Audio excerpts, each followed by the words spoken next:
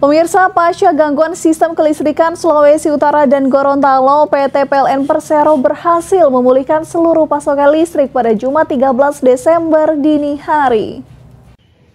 PLN telah berhasil menormalkan kembali 100% pasokan listrik yang menyuplai 882.626.000 pelanggan di sistem Sulutko.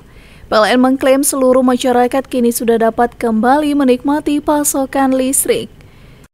Pemulihan pasokan listrik dilakukan secara bertahap dengan penerapan prosedur dan mengutamakan keselamatan baik bagi petugas di lapangan maupun bagi masyarakat.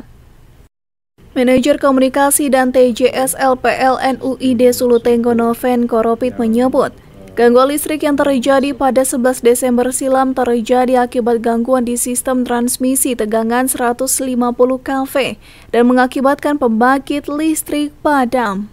Perlu diinformasikan bahwa kemarin terjadi gangguan di sistem 150 kV, sistem Sulutgo yang memasok pasukan listrik di Manado sampai Gorontalo.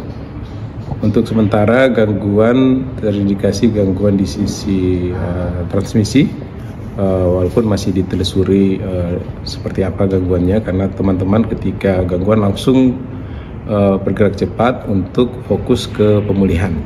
Jadi kemarin langsung fokus pemulihan untuk membangun sistem yang sempat padam meluas di mulai dari kota Manado sampai di Gorontalo.